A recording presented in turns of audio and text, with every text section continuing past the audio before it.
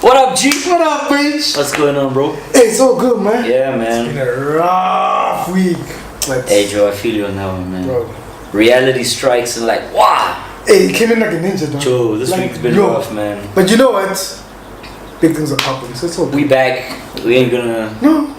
You know, we ain't running away Speed humps are not gonna keep us down, Joe, bro. Sometimes you need to slow down. Maybe you need to see that rose on the side of the road or something, bro. Which rose? We're not gonna... Told me like I'm a sipper. Yeah? So yeah, bro, where we at? PTA, baby! Hometown! Episode number 11. This now, is real double now we're in double digits, bro.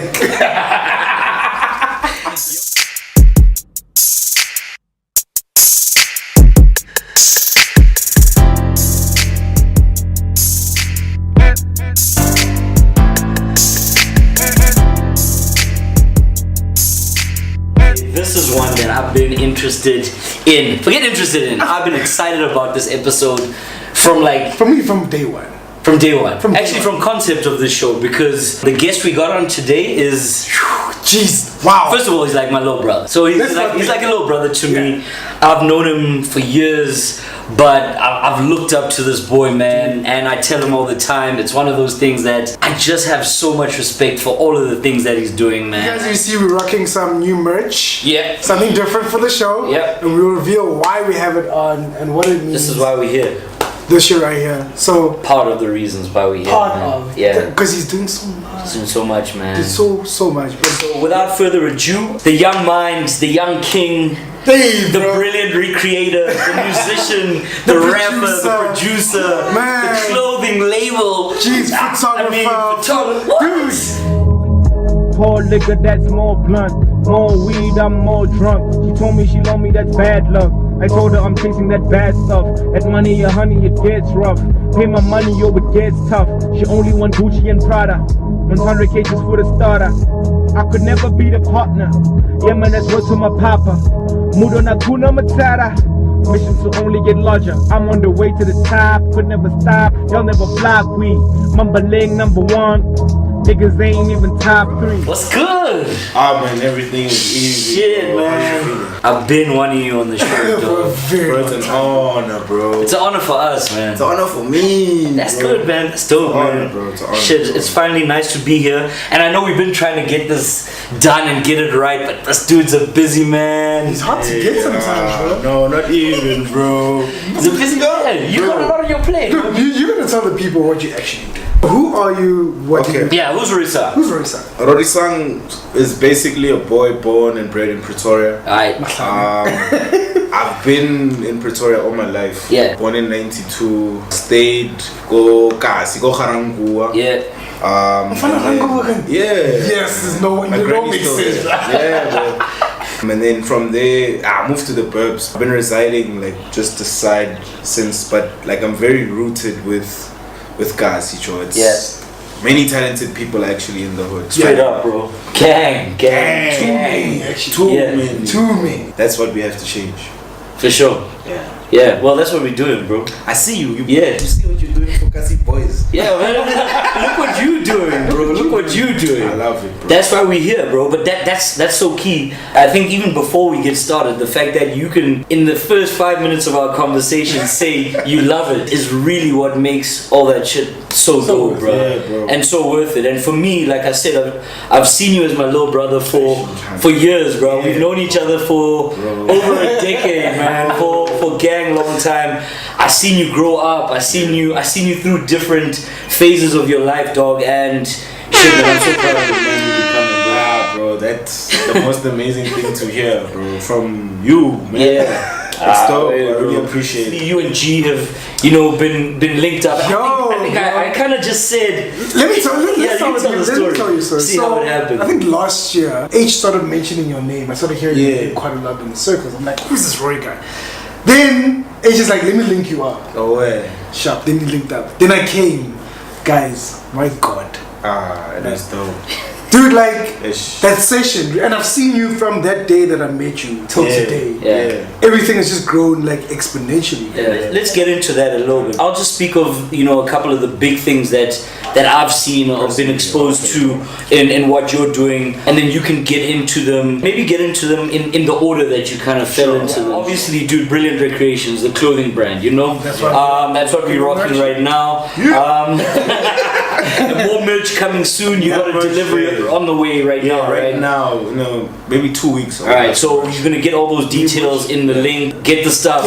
Proper quality stuff as well. Beautiful brand, beautiful cause. That's the one thing. I know back in the days you used to be the party guy with your boys, and I know you used to do events. And I remember those gigs where you throw those parties with your boys, and it was you made money for your guys to do what you guys wanted to do, which was dope, man. Even back then I saw that, this boy's got a business mind, and for me that was dope, because seeing you grow into that and materialize true business is very encouraging, dude. And I think kids need more role models like you, dog. Young kids need to see that you just need to push, so there's that, and there's the music. I know you I know you're on both sides of the music as well. That's you and G kind of link up in that space, and I know on the photography as well. Definitely. So geez, man, I don't know whether there's enough time for us to go through everything that you do, man. And another thing for me that really touched me about what you do as well was your soup drives, dog. That's another thing. He runs a soup drive in the Tshwane area for Pretoria homeless kids, and not only kids, I guess just everybody.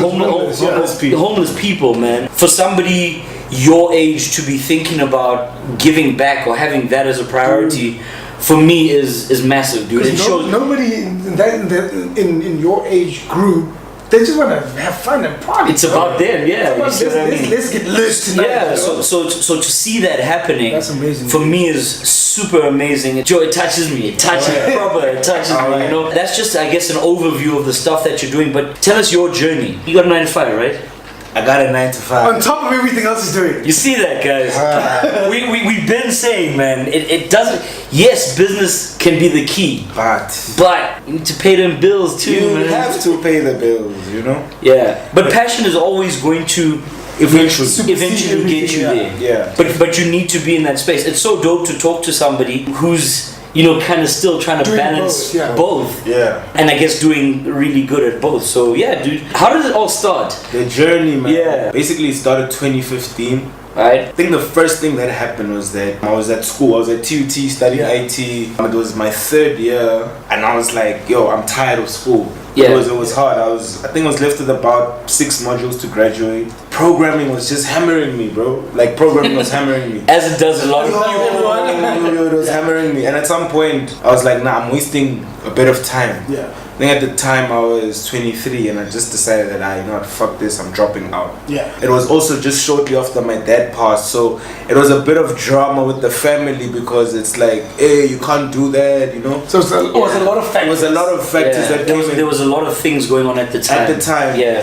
More than anything, the pain that came from the death is actually what made me rise above everything. Powerful. So even dropping out of school and having my own mom. My mom was crying. My mom, she couldn't understand the decision, because and rightly so. Both my parents were into academics, or still into academics. They both worked at university. It was just the thing where everybody's like, whoa, and I literally I had a bit of money saved up from 2010, and I was like, you know what, if my mom is cutting me off, I'll live off this money. Yeah. I'll see what I do. So in 2015, me and one of my boys, because I used to host events, and as him said, I was so young. It's just that, he said right now, we need more role models. I didn't think I had someone to direct me and say, hey boy, we can actually make a killing off of this. Yeah. Because we'd get so many people in one space, but it would be a thing where we wouldn't actually go for profit. Yeah. It would just be, let's get people together, and then gang people come through. I remember those farm parties, bro. It was crazy. So I've been to one of them actually. it's crazy. Yeah, it's crazy. You know how life goes, but that's in the blood basically. Yeah. So one of my boys here locally, we were like, "Oh man, let's host an event." Yeah. And I always commend him, because he had the concept of saying, "Let's host the rooftop party." Because we were trying to be different. Yeah. So you guys did rooftops as a thing. Yeah. Basically. Because right now they're a thing. So after the whole idea with the rooftop, there's a rooftop around right where we stay. Yeah. Just on the other side of the highway. Yeah, just on the other side of the highway. I remember that spot too. It's your hood, bro. I know exactly where you're talking about, bro. Yeah, so we went there and like I was able to like just strike a bit of a deal with the guy who managed the mall. Yeah. And he was like, okay, since our mall doesn't have much traffic, if you can bring more traffic, then you can get the space, you know. So we managed to get that space for free. We hosted the event for free. It was 2015. I think it was the 11th of April. Yeah, 11 April. Yeah. That's like I'd say that's the birth of everything that day. That's why you remember the date. Yeah, like you that, have to, bro. Yeah. Moments that change. Yeah, bro. 11 is a number, bro. For sure. Yeah, and guess what episode you're on? Is it episode 11? Yeah. Wow. It's your episode, bro. It was meant to be. Bro, 11. There's something about 11. Bro. Clearly, dog. Clearly. Yeah. Yes. If we get into numerology and all that, the numbers are crazy. Yeah, numbers say a lot, bro. But 11 is somewhere there in the stars. For you specifically. For sure, I'd have seen to it a lot. Just shortly then, after that, I had 2 partners at the time. Yeah. The event, I would say, for me was a success because it happened. Yeah. All right. But it was a challenge because we didn't make profit. So we made a loss. We lost about like close to between 30 and 40K basically. Right. We had each invested 20K each. Yeah. Remember I told you I'd saved some money, so this is like the last This is your chance I had. savings, bro. Basically we lost that money. Also had a fallout with the gents because while we were hosting the event, I didn't realize that, man, but why do I need to work with people if I am doing a bulk of the work? Yeah. So it was about separating the friendship from saying From the business. From the business. And that's important. It's sometimes. hard. It's so hard. It's hard. Because sometimes the friendship will go with. That's what I'm saying. Yeah. That's No what I'm doubt. saying. No doubt. And I think it happened that way, and that's what happened. Like literally, when the business, I was like, yo, I'm cool. I just want to work alone. So I gave them the option to say, okay, you can either take over, or I'm gonna leave alone. And it was a thing where it just took a while for them to give me a response, and I was like, you know what, screw this, and I went to register the company, and I continued. Without them. It was whack because, you know, once people see you doing something, now they want to call up and say, hey, but what about? But by then I was so like focused, like, you know, there was no issues, and there's still no bad blood with the boys. You know, because that's good. Everybody's doing what they want to do. And if you actually look back and you look at destiny, it just shows that, hey, Shem, this kid, it was for him. You know, because they both are getting along in their own spaces and are doing very well as well. So sometimes it's just that in the moment, emotion can validate take over. But that's another topic. But when time moves and you look back, then you can actually see that, you know what, this was actually supposed to happen. And so that was the first time, you know, we hosted an event, and that was when BR got off. In that year, I think we hosted it in 2015. Wait, before you get into that, because I hear you saying BR. BR is Brilliant Recreations, right? Yeah. So was that the company that you started the eventing with? Yeah. So okay, cool. Yeah, that's definitely, because I know some people. In fact, I've seen people in Joburg even rocking BR and stuff, and I'll be like, "Yo, do you know who that is?" And people are like, "Nah, I just got this at some party." You know, and or got it from someone. You know, so I want people to know the story behind it. You know, So all right, so it started as an eventing party thing. I really loved events, and I used to work with Galax Boy. It's also a local brand. The dude who like founded it is one of the dudes I grew up with. Very good dude, good ideas. So I think being with him through his journey, we used to host events, you know, big events and clothing as well. So I think that stuff was always just close to me. So naturally, I started with the events. Into the clothing. In 2015, I think I hosted about 4 events. Shit. The first one obviously was a loss. We made 2 break-evens, and then we had some woman event of which like I didn't even spend money to host, which was great. But it was dope. So from then I started developing the clothing now, because people actually started knowing that, okay, Rory has this thing called BR. So I had to make it a bit appealing. One module I always looked at was how Red Bull killed people with the can. Is that when Red Bull dropped, it was a can. It was an energy drink. And that was all of their marketing. It was all in the can. Yeah, you're right. I tell you that, like, you have this can and you fly.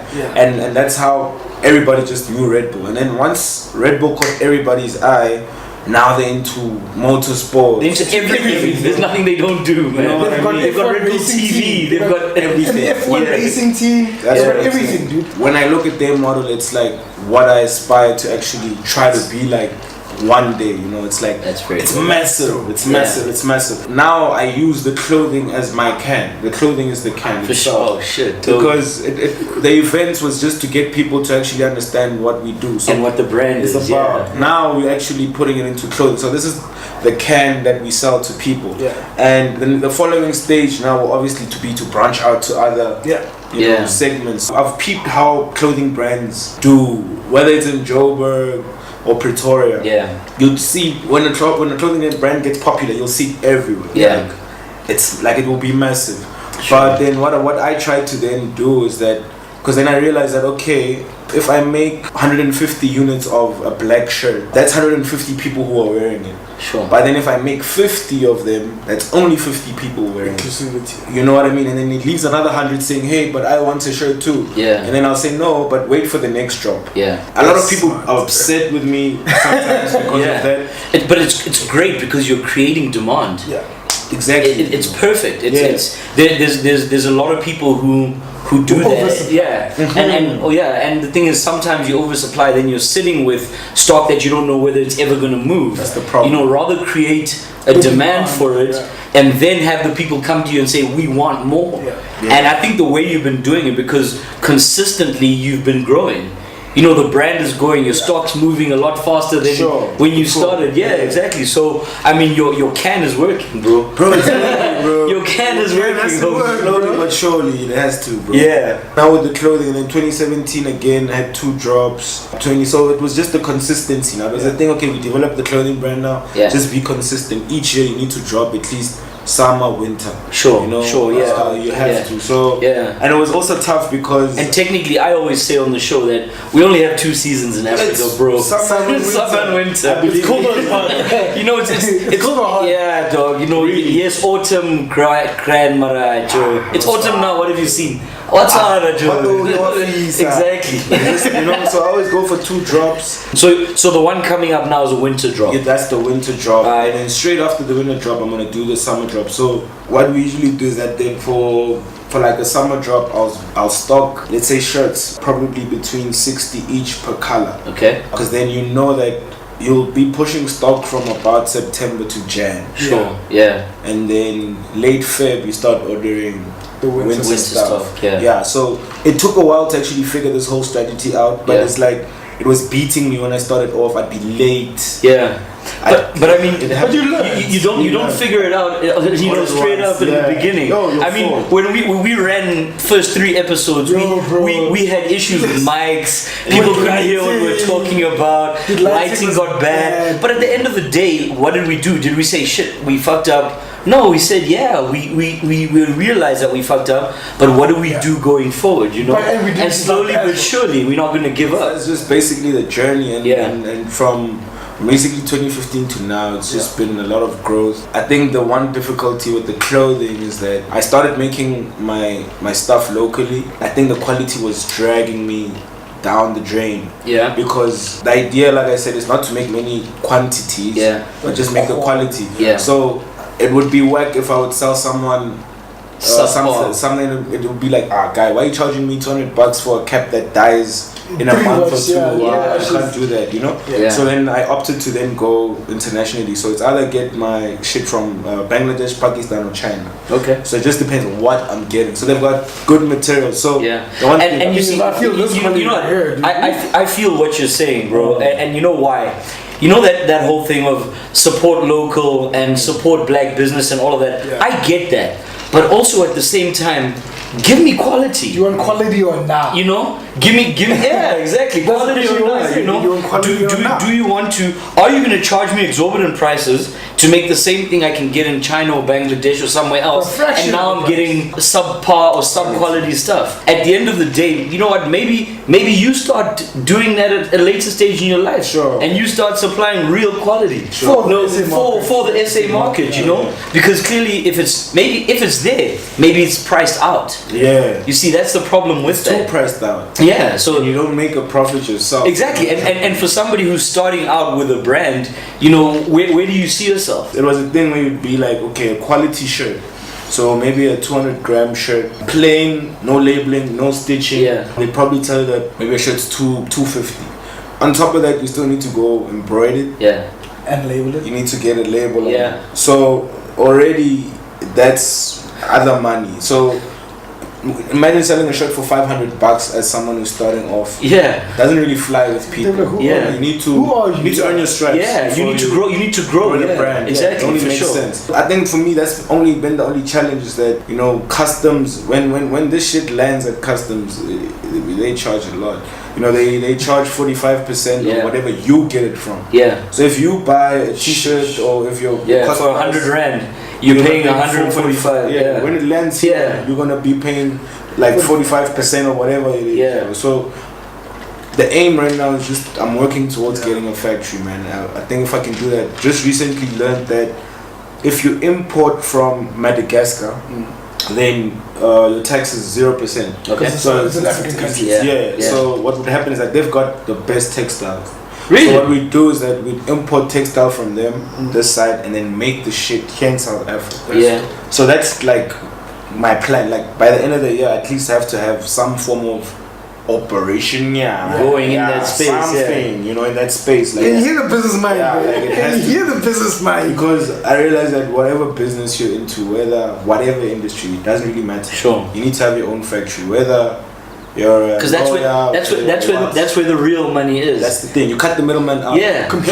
If you don't cut the middleman out, you're gonna have problems. So It's either that or you are the middleman. literally, You see, that's where the business Become the comes. middleman. Yeah. You need to make your own product and create your own product, or you need to be the middleman. If you think about it, most businesses today are middlemen. because they got their own. Yeah, that's I exactly think that's the what other it thing. is. What you're saying is so true, bro. The moment you have your own factory, then you become in a space where you can own and also be a middleman. Yeah. You know, Now that's- you're you're from both. both And now sides you're of the coin. supplying, dog. It's a law. You get there, bro. You get get this there. coming. Yeah. It's timing, dog. And the thing is, for me, when I think about your journey, or just like what you said, I mean, we'll maybe talk about like a little bit on the music and your side in the music on the next little segment that we have now. But what's dope about BR in its own is, I mean, it's what 2013 from. Was it 13 or 15? 2015. So it's 2015. 4 years old, guys. 2015 from inception to what you have right now, dog. You've done far more than what other people have started and quit. Because I was about to say, a lot of people actually quit. Yeah. That's Because like the first shipment is like, then you And then it's late, and then now you have, and people just don't have that staying power, dog. And I think you're doing it well. I want more stock. I know I need some of that. I need some of that winter, winter stock, bro. And I'd love to do a few collabs, even for the show, bro, with you. We can strike that. I would love to get some off the record, brilliant recreation. Already know. Stuff. Like it's beautiful, bro. Because it's crazy to actually think about it. I don't really think about it on a daily basis, but because we're sitting here and we're actually chatting about it, like it's crazy. You know? And like you said, like the only thing that like what I said in the beginning is that pain of the death was like yo man, I got so much energy from that. It's like it was gang pain, but it's crazy what pain can do. Yeah, man. Like for real. No, honestly, bro. And the thing is, in reality, I mean, you think about, you know, a lot of people hate cliche sayings and stuff like that. But you think about how do you learn to appreciate the sunshine if you've never seen dark days, bro? And the darker the days, the more you appreciate that sunlight, man. So I guess that's where it comes from, bro. Let's get into a little bit more about, I want to talk to you about the Soup Drive, talk to you a little bit about the music, and then, we can just take it from there. And then I want you to give some of these young boys some advice. Alright, bro.